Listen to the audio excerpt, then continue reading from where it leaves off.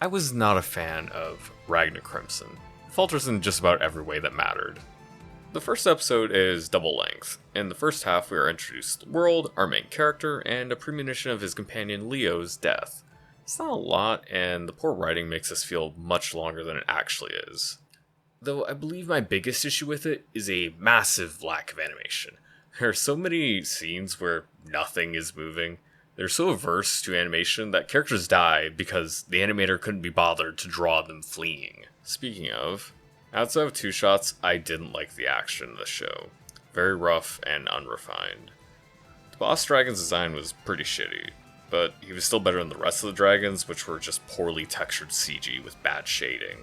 The only part I liked about the show was the catalyst for the plot. Our main character wasn't strong enough to save the people he cared about, but his hatred for dragons was strong enough to go back in time and give his old self the powers he had cultivated over the years fighting dragons. A little silly, but I think this is fine as far as anime goes. The other half of the plot is why the dragons decide to start killing everybody. Their dragon god loves this one dude's cakes, but then that guy's shop was robbed, and I assume he didn't hire him as a private chef because the store owner was killed in the robbery, because if he was still alive, that would make the Dragon God's motivation all the more terrible.